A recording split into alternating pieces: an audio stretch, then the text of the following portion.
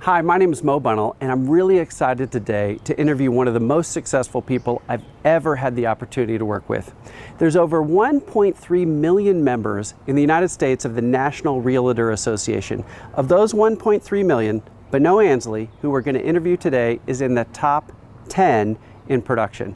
What's amazing is he's accomplished that in only 8 years of being an agent. Additionally, 3 years ago, he left to start his own agency, and starting with just his team 3 years ago, he now has over 120 agents that are a part of his organization. Bonneau's had a tremendous amount of success in a really short period of time. Now, let's figure out, as I interview him, the secrets of his success. Bonneau, this video is just I can't wait to tape it because it's going to be chock full of tips and techniques for people to be successful at bringing in more business than they ever thought they could. But before we dig in, I think the viewer has to know a little bit about you and all you've overcome.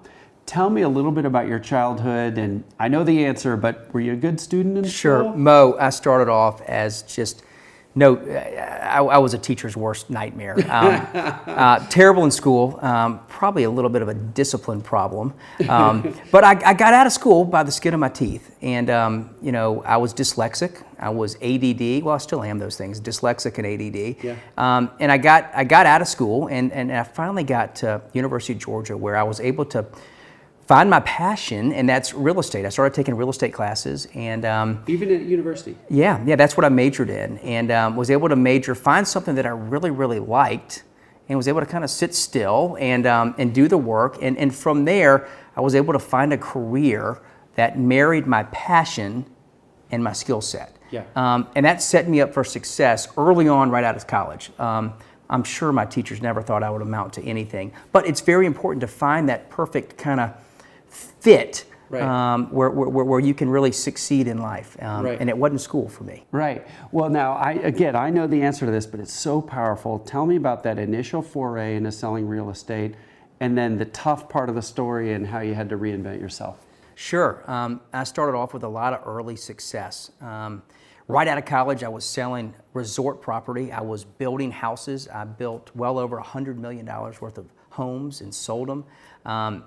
And things were going really, really well, and they came to an abrupt stop, Mo. When I was about 29 years old, we had just finished a beautiful house right on the river in Savannah. My wife was 9 months pregnant. Lightning hits our house, and it burns down to the ground. And we're sitting there going, golly, what do we do next? We've had some great success early on. We're about to have a child. What's next in this story? We decided to move to Atlanta, had our first baby, which was great, and I took my earnings and my success from early on and put it into building a new project here in Atlanta. It was a $70 million townhome development, absolutely beautiful. We hired the best architect, the best contractor, the best decorator, built this beautiful project, had well over half sold, and then Lehman collapsed. The meltdown, 2009 happened, and we lost the project. Lost a significant amount of money. I was a developer at that point, and I had to reinvent myself. I had to say, okay, this isn't working. There's not going to be a lot to develop in the foreseeable future. How am I going to change? How am I going to reinvent myself to provide for my family and move on down the road? And at that pivotal moment in my life, I said, look, I'm going to be a real estate agent.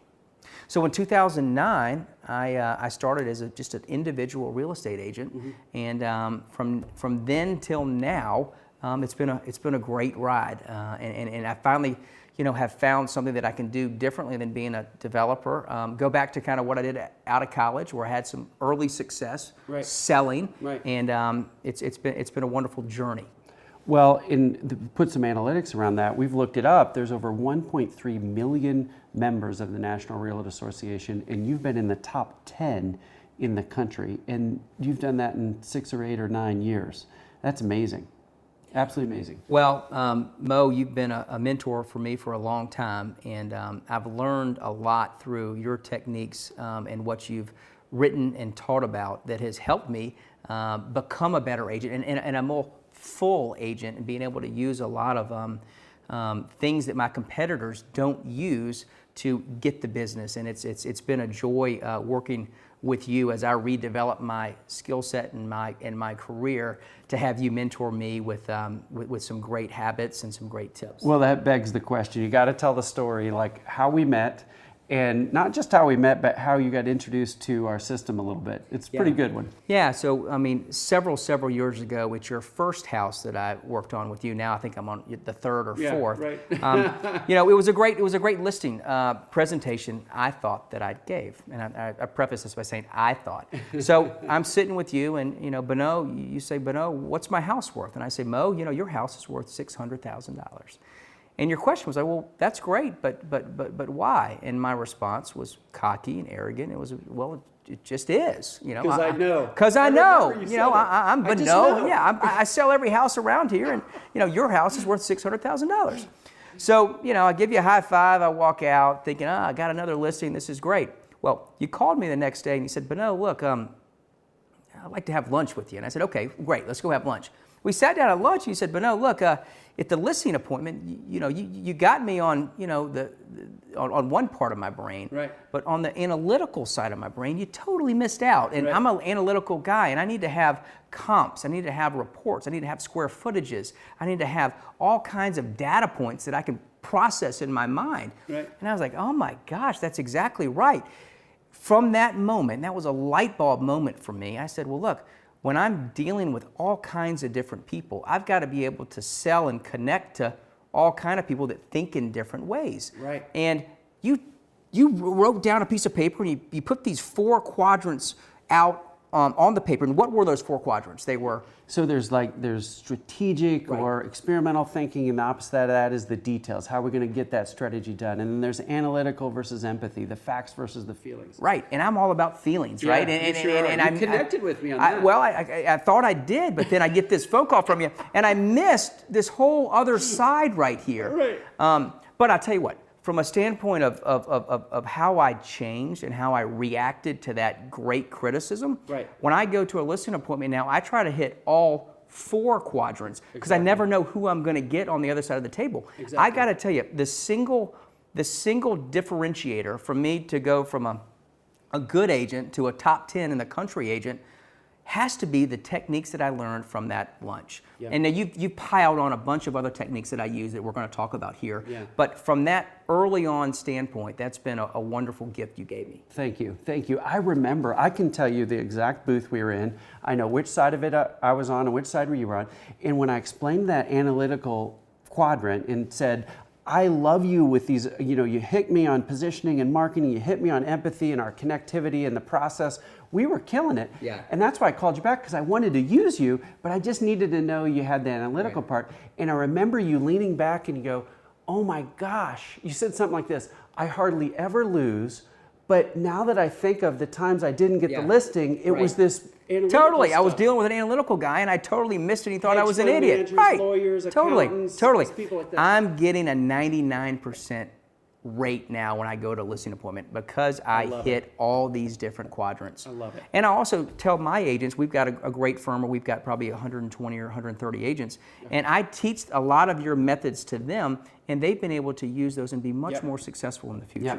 Well, this is great. So thank you for the compliment, and I've loved working with you. I want to go through some of the methods, and I'm going to sort of start for the viewers out there. I'm going to sort of start at the beginning of a selling process, how an expert finds people to buy their expertise. You know, you're perfect for that kind of thing. That's our reader, that's our viewer. So I'm going to start at the beginning of that process and how you're uniquely positioned. Then how do you create demand? How do you close more deals? And then how do you grow from there? And I'm sort of going to go through that process. Sure. So at Ansley Atlanta, I've seen you go from a small team just starting out all the way now to where you've got hundreds of people in like 8 short years. Like, it's unbelievable how fast you've done that. So tell me about your unique positioning. Where did you start and where are you at now? Mo, every day I try to challenge myself differently, right? I always try to continue to grow, right? I get bored easily. So, the first time I started as just an individual agent. When I got too much and I couldn't handle it, I hired an assistant. When that person got totally maxed out, I hired another assistant. And at one time, I had a team of about 6 or 7 people. And that was within another agency, right? That was within another agency, and we have been the #1 agent in Georgia for the last decade. And we got to a point less than 3 years ago where I said, look, we want to take everything that we've learned, we want to create a new agency in Atlanta for high producers. And so we were able to take everything that we've learned about being a successful agent and build a company around that. And we've used a lot of your techniques and built this great company of and culture around the high producing agents, and it's been really, really phenomenal to watch. It's almost like your original unique positioning was around focusing on high-end homes, like $1 million and up. And as you've moved forward, I feel like now that you've built it and you've gone out on your own, and for 3 years gone from you and a small team to a couple 100 and whatever agents, it seems like your unique positioning now is the vibe of the agent themselves. Right. We are changing the whole experience from day one. So that agent has a different experience walking into the office, meeting with the marketing folks, the marketing team, meeting with the accountants, meeting with our chief motivating officer, who's also our broker. And that experience that they are getting there, they're taking that on the road. That's going to them when they're meeting with their buyers and their sellers, and it's contagious within our organization. The big thing when you walk around our organization is, how can I help you? Right? Everybody says that, from the receptionist to the marketing folks to the accountant to the other agent to the other agent. How can I help you today? Right? It's not a me mentality at our office. It's a collaborative environment, which is one of the reasons why we've had this exceptional growth, because it feeds other people that want to be around other people that are doing great business, and it's been really great. I love it, and I feel it when I'm in that office. You know, one of our taglines is, we want to help people sell themselves without selling their soul. Right. To feel good about selling, to feel good about business development. What do you do to be helpful, or to help your agents be helpful to their people? Well, you know, we're in an environment at Ansley Atlanta where if you're a top producer, you're going to learn something from another top producer, and we share best strategies, and it does a lot for the overall company, and that's been a really great initiative that we've had. Well, one of the things I see you doing around those lines is be likable. Right. And as you know, we've talked about the science of likability. People spend more money with those that they like. They spend more time with they like, and the science is unbelievable. And one of the key elements of likability, I'll hit two. There's a lot more in the book and in our training program, but two big ones are, one is finding commonality between you and others. In general, the more uncommon the commonality, the better. And you do an incredible job of finding commonality. That fits right to our culture. We've got a no jerk rule. Right? So if you're a jerk, or people don't like you, or you've got a bad attitude, you are not going to fit in our company, and we're going to show you the door. Right? So from a commonality standpoint, our agents are all very similar in nature, and they get along really, really well, and that overall helps the whole culture. I feel it when I'm there. Right. But what do you do? Let's say you're going on a listing presentation. You haven't met this person at all. What do you do to find commonality with you and that other person? Well, you try to find anything you can, right, to find that that synergy. And you know, all of our agents are really great communicators, and I think being a good communicator is a really phenomenal secret to success. And what we do at Ansley is we try to take those great attributes of communicating and let them strive to do that. And we take everything else that they don't do as well, and we backfill it with great office people that can do the paperwork and do the closing coordination and the listing coordination and everything else, and let our communicators be out there doing what they do best. And that's been a really wonderful way from a productivity standpoint. So it sounds like one of the things you do at the entire Ansley Atlanta office is take responsibility for process kind of things off the hands of the agents, so they can be out touching potential clients more often. Yeah, they can do them, right? They can be them, and they can you know, not have to sweat the small stuff. And a lot of agents spend a lot of their time doing a lot of things that somebody else can do a lot better than them. a lot of agents are ADD or dyslexic or whatever, and you want them to be able to be out there and be able to use those perceived liabilities as great assets, Right. and be able to be out there and juggle a lot of different contracts in the air and juggle a lot of different houses and selling solutions, but be able to kind of let the office kind of handle a lot of the other minutia stuff. That makes sense. You know, I think I see you also creating commonality, meaning the experience I had with you pretty early on when we knew each other. I got the call from you at like 4:30 one Friday in December. Holidays are coming up, and you say, "Mo, meet me at my house in 30 minutes." I'm like, what are we going to do? We're going to go to a homeless shelter. We're going to help the folks there. We're going to stay all night. We're going to write goals. Like that one sentence said so much about you. We're going to help other people, and we're going to write a bunch of goals. Right. Yeah. Right. So then we have that common experience that you designed, you developed. We had a couple other friends go that were friends of yours. It was incredible. Well, creating positive habits that will translate into lofty goals is a wonderful way to start a year, to start a month, to start a week, to start a day. Yeah. And we're able to kind of give those great little nuggets, much that we've learned from your books and your teaching, to our agents to be more efficient. Right. Right, that totally makes sense. And that feeds into that two big things I was going to hit around likability. One is commonality, the other one is frequency. A frequency of interactions correlates to likability. The more, for whatever reason in the human brain, the more often we see something, a human being, a product, whatever, the more apt we are to like it. And Ansley Atlanta is everywhere. You have created a Bonneau Ansley and Ansley Atlanta brand that I see all the time. Can you talk about how you generate all that frequency of interactions and impressions on people? Well, we do a lot to stay current and to stay consistent.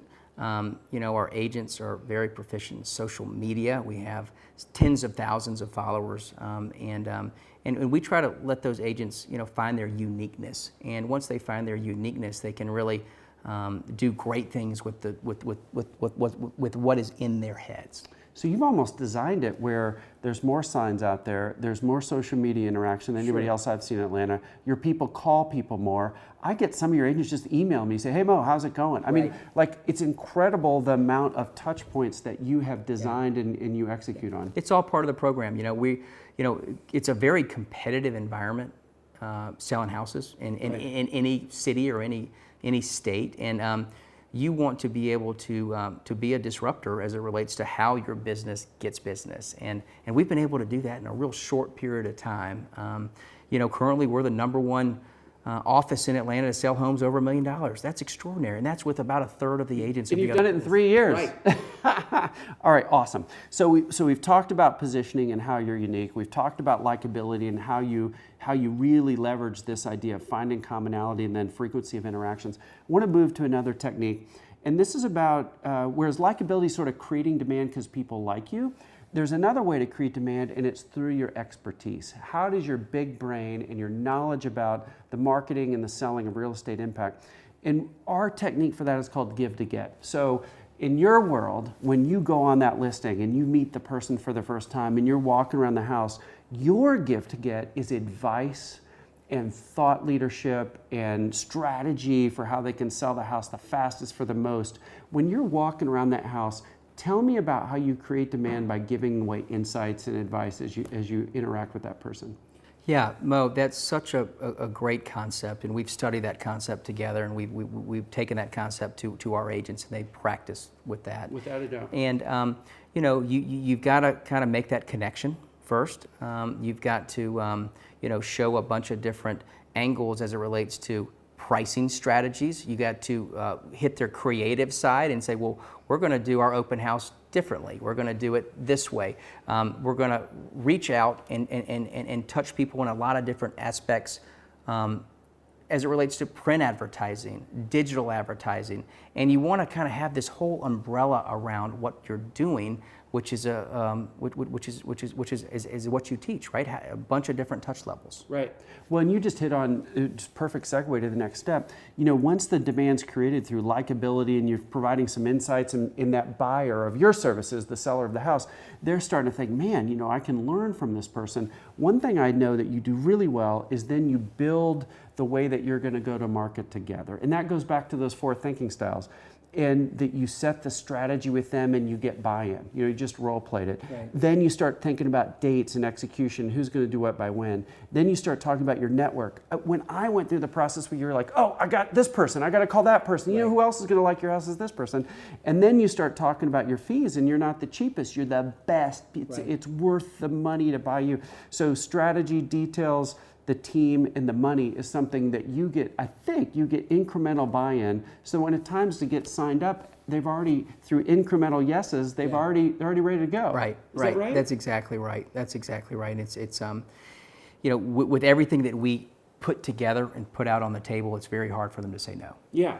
It's because you've gotten 20 little incremental yeses on the strategy and on the details and the team and the money. Right. By the time they get to the end, they've already said yes to the big thing because you've got all the little yeses. Well, from a sales strategy standpoint, this is something that you taught us is, no matter who you are presenting to, be it a best friend or being it somebody that you just met or being a referral from one of your clients, give that listing presentation 100% to them.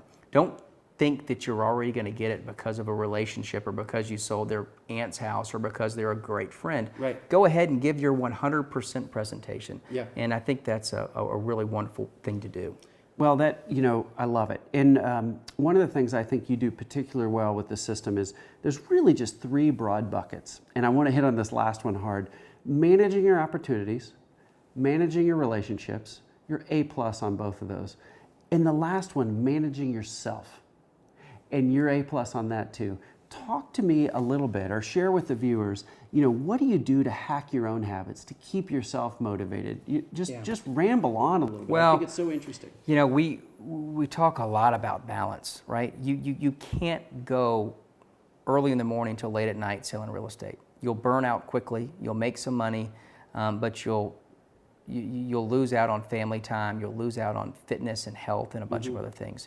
You've got to figure out what you're good at, let others do what you're not so good at, and create this balance where you actually have some habits where you turn off your phone from 6 to 8 during dinner with your family, where you can take a weekend off every other time or every weekend or however you set your business up. But you got to stick to that, and you got to be consistent with the way that you set your business up. And if you do that appropriately, you can have wonderful balance in life and make a good living, mentor people, have a great,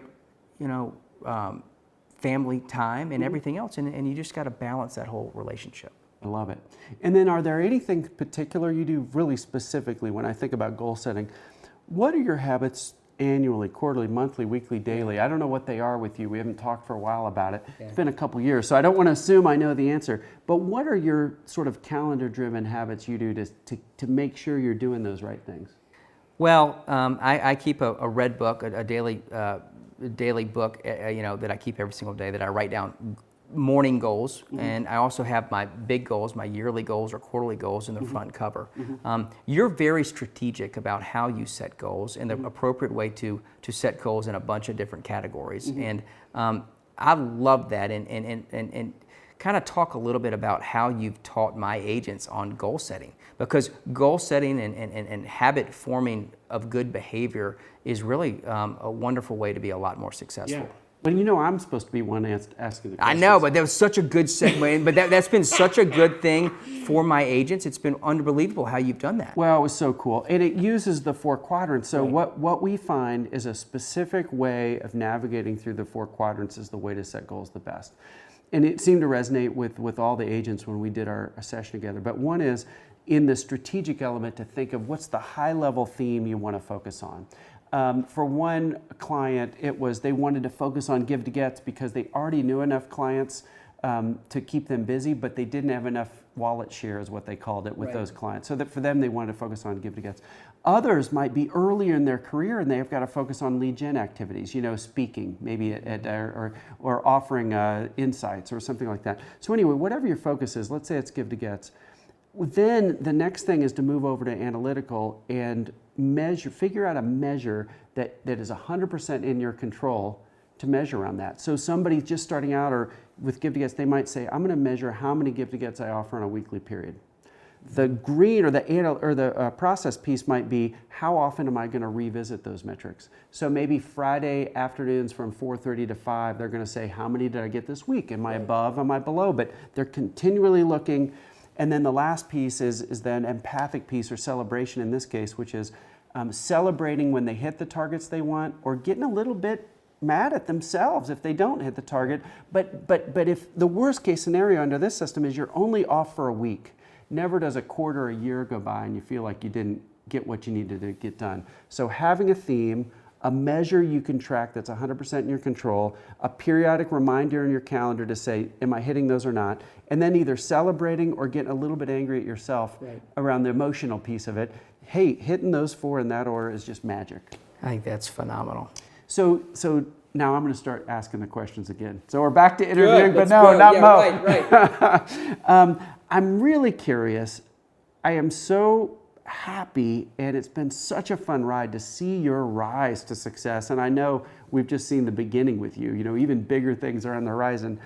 Let's say somebody's an expert that has just made partner at their law firm, or they're a graphic designer that just went off on their own, or there's somebody at big corporate America and they have a side hustle and they're about to go off on their own, or maybe they're an account manager at a big tech company, whatever it is, but they've just reached the point where before they were rewarded on the depth of their expertise, and from now going forward, maybe they just made partner at their consulting firm, now they're rewarded on their expertise and bringing in business.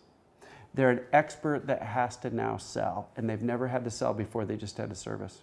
What's your advice for somebody that's just starting out on this track of business development, that's just starting out on this, you know, the goal is now to bring in business, not just service it? Well, from a sales standpoint, you gotta try a few things, try a few techniques, and see what works. See where you are starting to engage with somebody, and you know, try to find your uniqueness that you have within you and it comes across, right? And if you can connect that way, you're going to have a lot more success being a sales guy. That makes sense. And wouldn't you say? And I got to hit this really hard.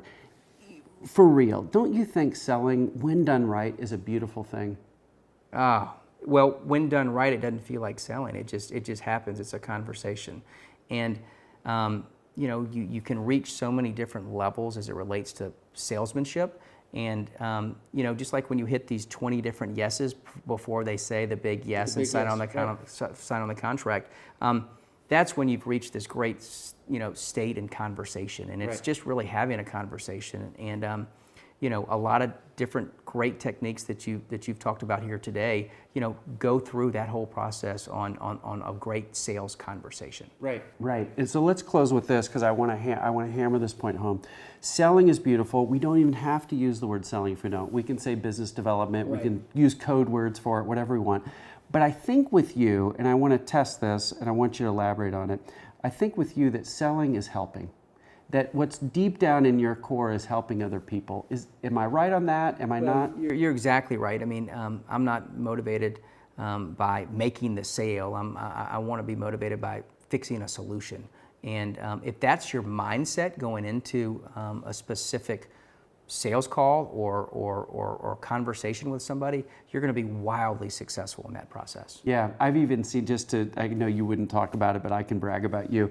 I've seen you walk around your office and just person after person you ask, what can I do to be helpful today? What can I do to be helpful today? Because in your world now, you've grown so much, to a large extent, your clients are your folks. Are the people inside the agency? It's a mindset we've got in our office where it's a helping environment. You know, it's one where we really actually care about our clients, our agents, and we want to see how we can best help them get to the next level, and whatever level that is. Man, I got to tell you. So let me close with this.